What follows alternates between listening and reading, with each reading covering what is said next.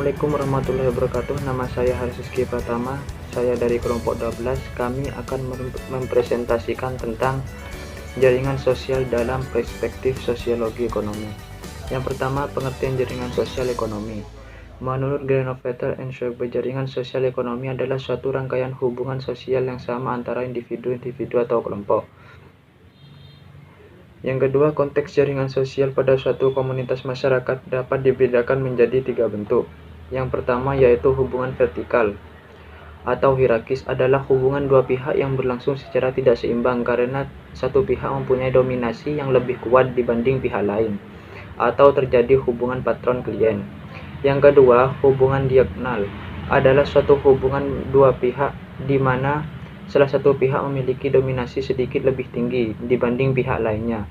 Yang ketiga, hubungan horizontal adalah hubungan dua pihak di mana masing-masing pihak menempatkan diri secara sejajar atau sama lainnya. Yang kedua, pendekatan jaringan sosial ekonomi. Berdasarkan literatur yang berkembang, Powell and Smith pada tahun 1994 mengajukan dua pendekatan yang dapat digunakan untuk memahami jaringan sosial, yaitu 1. Pendekatan analisis atau abstrak. Pendekatan terhadap jaringan sosial menekankan analisis abstrak pada yang pertama, pola informal dalam organisasi. Pada dasarnya, area ini memiliki kerangka pemikiran, yaitu hubungan informal sebagai pusat kehidupan politik organisasi. Yang kedua, jaringan sosial memperhatikan tentang bagaimana lingkungan dalam organisasi diskonstruksi. Ini berarti bahwa perhatian lebih banyak tertuju pada segi-segi normatif dan budaya dari lingkungan seperti sistem kepercayaan, hak profesi, dan sumber-sumber legitimasi. Yang ketiga, sebagai suatu alat penelitian formal untuk menganalisis kekuasaan dan otonomi. Area ini terdiri dari struktur atau sosial sebagai suatu pola hubungan unit-unit sosial yang terkait, dari individu-individu sebagai aktor yang bersama dan bekerja sama yang dapat mempertanggungjawabkan tingkah laku mereka yang terlibat. Yang kedua, pendekatan perspektif atau studi kasus. Pendekatan perspektif memandang jaringan sosial sebagai pengaturan logika atau sebagai satu cara menggerakkan hubungan-hubungan di antara para aktor ekonomi. Dengan demikian, ia dipandang sebagai perekat yang menyatukan individu-individu secara ke dalam sesuatu sistem yang padu. Pendekatan lebih pragmatis dan terkait dengan pendekatan antara disipliner. Pendekatan ini cenderung untuk melihat motif yang berbeda dalam kehidupan ekonomi, seperti analisis jaringan sosial dalam pasar, tenaga kerja, etika bisnis, dan organisasi kelompok bisnis. Ya, di sini saya akan melanjutkan pembahasan dari teman saya tadi, yaitu pembahasan yang ketiga, yaitu konsep jaringan sosial ekonomi. Menurut Michel Jiglet, ada dua konsep yang harus dipahami dalam jaringan sosial, antara lain yang pertama, jaringan sosial sebagai suatu konsep metaforik. Dalam artian, jaringan sosial hanya dilihat sebagai suatu sistem sosial. Yang kedua, jaringan sosial sebagai suatu konsep analitis, yaitu jaringan sosial tidak hanya dilihat sebagai jaringan yang khusus saja, tetapi juga bagaimana karakteristik dari hubungan-hubungan yang ada, sehingga kemudian dapat dipergunakan untuk menginterpretasikan tingkah laku sosial dari orang-orang terlihat di dalamnya. Pemikiran-pemikiran yang diberikan oleh ahli-ahli lain tentang konsep jaringan sosial antara lain. Yang pertama adalah Bernays. Jaringan sosial sebagai suatu rangkaian hubungan yang dibuat oleh seorang individu di sekitar dan berpusat pada dirinya berdasarkan pribadinya. Yang kedua adalah Philip Meyer. Jaringan sosial itu dapat dipergunakan untuk menjelaskan mengapa sejumlah pendatang ke kota tetap berorientasi ke desa sedangkan pada yang lain berorientasi ke kota. Yang ketiga, Epstein. Dengan jaringan sosial dapat diperoleh data bagaimana sebenarnya norma dan nilai itu tersebar dalam masyarakat dan bagaimana proses perubahannya yang berasal dari persebaran norma dan nilai yang ada. Yang keempat adalah Weldon. Jaringan sosial digunakan untuk melihat bagaimana pembentukan kepemimpinan yang terjadi di dalam masyarakat kulit berwarna. Yang kelima adalah Kepferer. Jaringan sosial itu bersifat egosentris. Yang keenam, Boswell memperlihatkan bagaimana orang-orang di Lusaka dengan latar belakang yang berbeda ketika menghadapi krisis yang terjadi pada mereka. Yang ketujuh adalah Harris Jones memperlihatkan bagaimana hubungan yang disasarkan pada kesamaan-kesamaan tertentu, misalnya asal desa, kekerabatan, dan kedekatan seseorang akan membentuk suatu organisasi. Sekarang pembahasan keempat, yaitu karakteristik jaringan sosial ekonomi. Dari pernyataan para ahli itu akhirnya dapat memperlihatkan bahwa jaringan sosial itu dapat digunakan untuk menginterpretasikan tingkah laku individu dalam berbagai keadaan sosial. Dijelaskan tadi, Michel Jeklet mengungkapkan ada dua karakteristik penting dari jaringan sosial. Yang pertama adalah karakteristik morfologi. Karakteristik ini dapat dilihat dari aspek struktural tingkah laku sosial individu yang ada dalam jaringan tersebut, antara lain yang pertama, anchorage, yaitu totalitas hubungan yang terbentuk dalam suatu jaringan. Biasanya diletakkan pada individu tertentu yang tingkah lakunya diamati dan diharapkan dapat diinterpretasikan. Yang kedua adalah reachability, yaitu derajat di mana tingkah laku individu dipengaruhi oleh hubungan dengan individu lain. Yang ketiga, densitas, yaitu derajat di mana terdapat keterhubungan antara individu yang satu dengan yang lain.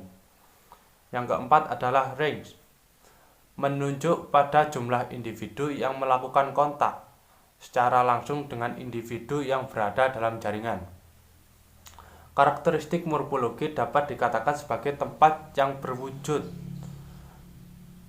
dan merupakan tempat yang digunakan dalam penjualan. Misalnya, perbedaan dapat kita lihat pada pasar modern dengan pasar tradisional, atau pada pasar tradisional dengan supermarket. Kedua hal itu sangat berlainan. Pasar tradisional tempatnya tidak sebagus seperti pasar modern. Pasar modern lebih bersih, sedangkan pada pasar tradisional harganya dapat ditawar. Tidak seperti pada pasar modern yang tidak ada tawar-menawarnya. Peminat dari pasar tradisional dengan pasar modern pun beragam. Kebanyakan di pedesaan lebih banyak peminat pasar tradisional karena jarak yang dekat dan harga yang terjangkau, sehingga membuat orang di pedesaan yang kebanyakan ekonomi menengah ke bawah memilih alternatif pada pasar tradisional tersebut, sedangkan di wilayah perkotaan memilih pasar modern karena pasar modern lebih bersih dan tidak ribet karena mereka tidak perlu menawar.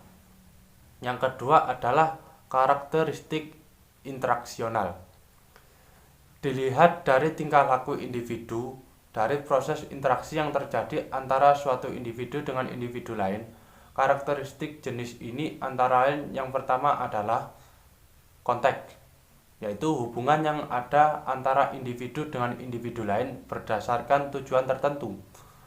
Konteks dari hubungan ini dapat dipahami karena berdasarkan norma, kepercayaan, dan nilai yang telah disepakati bersama. Yang kedua adalah directedness. Dalam suatu jaringan dapat terlihat apakah suatu hubungan antara individu satu dengan yang lain hanya berupa hubungan yang berorientasi dari satu individu ke individu lain atau sebaliknya. Yang ketiga adalah durability. Jaringan sosial itu ada jika individu menyadari hak dan kewajiban untuk mengidentifikasi orang lain.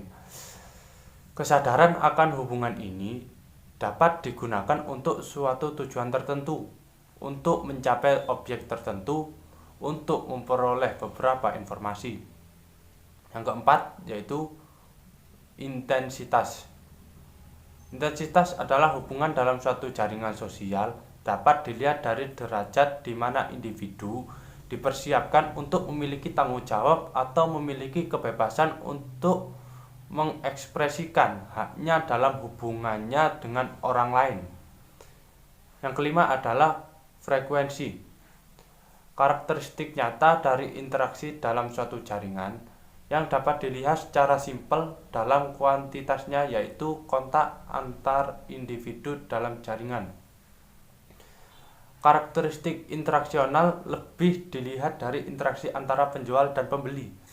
Zaman sekarang ada banyak interaksi yang berlangsung, ada yang secara langsung dan tidak langsung. Pada contoh kasus morfologi di atas, yaitu pasar tradisional dan pasar modern, merupakan pasar yang bertatap muka langsung antara penjual dan pembeli. Sedangkan pasar yang tidak langsung ada pada pasar bursa saham atau online shop yang sekarang marak di Indonesia. Mereka melihat barang yang ditawarkan lewat internet. Kemudian bagi yang berminat bisa menghubungi pada nomor yang tertera di gambar itu. Setelah mentransfer uangnya, maka penjual akan mengirim paketan barang kepada pembeli. Penjualan ini lebih memiliki resiko dibandingkan dengan yang bertemu secara langsung. Bisa jadi pembelian semacam itu merupakan penipuan, atau mungkin barang yang dipesan tidak sesuai dengan yang diharapkan. Berbeda dengan pasar yang bertemu langsung, pembeli bisa memilih barang yang terbaik untuk dipilih agar tidak mengecewakan. Nah, selanjutnya akan dilanjutkan oleh teman saya. Selanjutnya, bidang penelitian jaringan sosial ekonomi.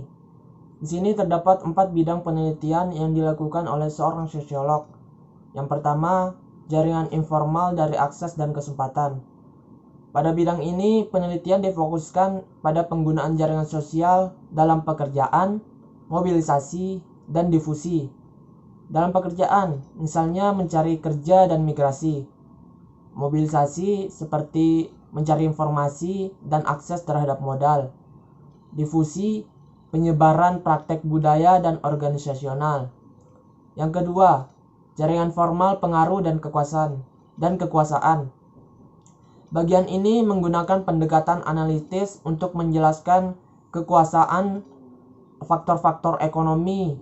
Kekuasaan itu sendiri didefinisikan sebagai otoritas formal, pengaruh formal, dan dominasi. Kekuasaan melekat secara situasional, ia bersifat dinamis dan tidak stabil secara potensial. Analitis jaringan sosial terhadap kekuasaan terdiri dari legitimasi, informasi, dan kekuatan. Kekuasaan berada di dalam posisi struktural.